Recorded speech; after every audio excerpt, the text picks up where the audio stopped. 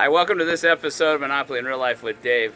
Hey, in this episode, we're going to talk about 1031 exchanges. Now, that's a tool the IRS allows for investors to use when they're buying and selling property.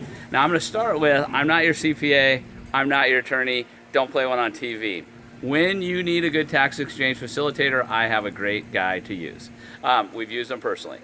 So this is an example of what my wife and I have done when we will sell an investment property and buy an investment property. So there's a lot of rules that are into that, and I'm not going to go into the nitty-gritties of the rules, but here's in essence what happens. If you use a 1031 exchange, you can avoid paying capital gains on that transaction and move it to the next purchase and then kick the can down the road. How this works is you put your property on the market, all of the proceeds go to the tax exchange facilitator that you hire, okay? They then, after you've identified the property you want to buy, they then transfer the funds to closing for that purchase. The funds never come to you personally. This is how the exchange works.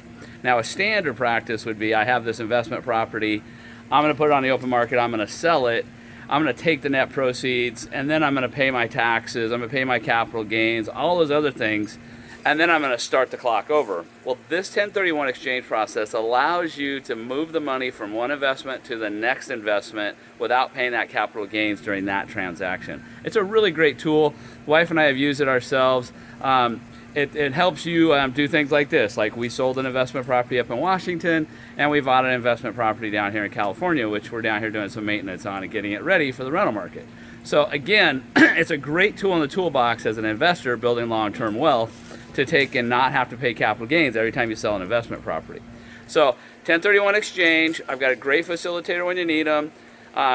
Stay tuned for the next episode of Monopoly in Real Life with Dave. See you soon.